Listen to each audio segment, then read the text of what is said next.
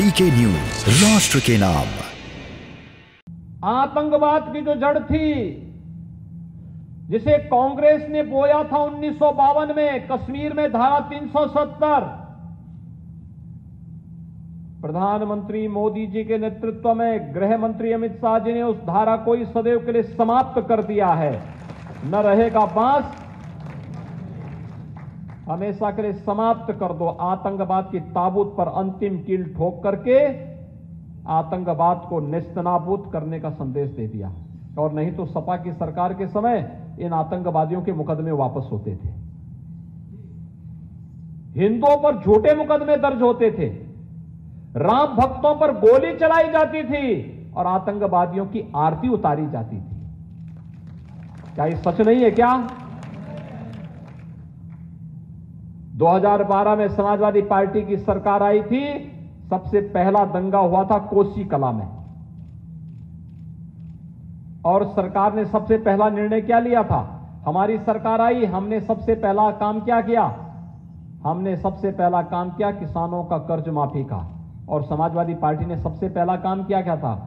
राम जन्मभूमि पर आतंकी हमला करने वाले आतंकवादियों को, मुकदमों को समाजवादी पार्टी ने वापस लेने का निर्णय पहले लिया था। यही अंतर है।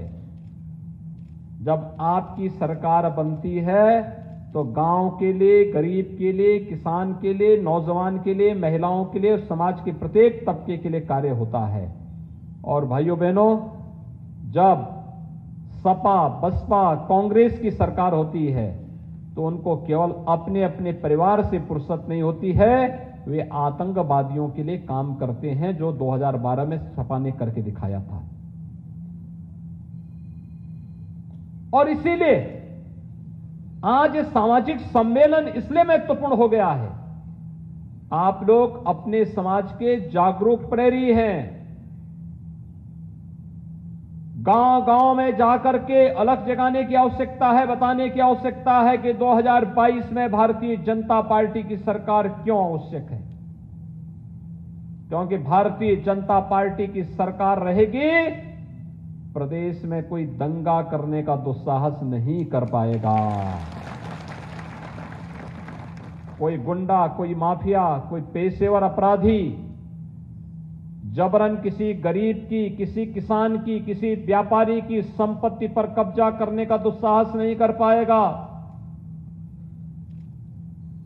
अगर करेगा तो उसकी छाती पर प्रदेश सरकार का बुलडोजर चलता हुआ दिखाई देगा।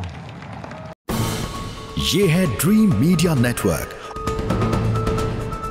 और आप देख रहे हैं देश का पहला 24/7 डिजिटल न्यूज चैनल